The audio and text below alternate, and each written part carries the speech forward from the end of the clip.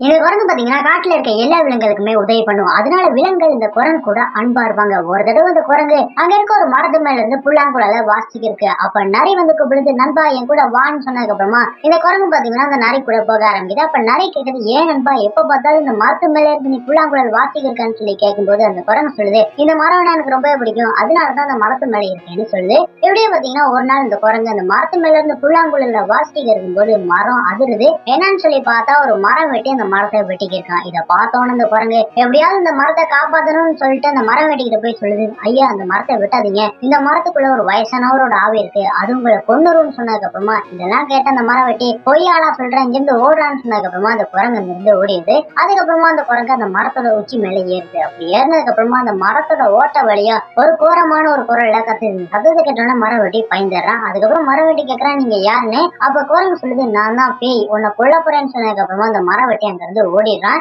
அதுக்கப்புறம் பாத்தீங்கன்னா அந்த மரத்துக்கு உயிர் வருது. உயிர் வந்து அந்த மரத்தை பார்த்தோன்னா குரங்கு பயந்து போயிட்டு, என்ன மன்னிச்சிருங்க, இது கட்டுக்கதைன்னு நினைச்சேன், இது உண்மைன்னு எனக்கு தெரியாதுன்னு சொல்லும் போது இந்த மரம் சொல்லுது, பயப்படாத, நீ வாசிச்ச அந்த புல்லாங்குழலோட இசை மூலியமா தான் எனக்கு உயிர் கிடைச்சு, இப்ப என்னையும் நீ காப்பாத்திருக்க, அதனால உனக்கு ஒரு மாய மணியை தாரேன்னு சொல்லிட்டு ஒரு மாய மணியை கொடுக்குது. அதுக்கப்புறம் குரங்கு பாத்தீங்கன்னா அந்த மணி எடுத்து கொண்டு போய் காட்டு விலங்குகள் எல்லாத்திடையுமே இந்த விஷயத்த சொல்லுது. அதுக்கப்புறம் இந்த மணி அடிச்சோன்னா வானத்துல இருந்து நிறைய பழங்கள் விழ ஆரம்பிக்குது. அந்த பழங்களை பாத்தீங்கன்னா அவங்க எல்லாருமே ஜாலியா சாப்பிடுறாங்க.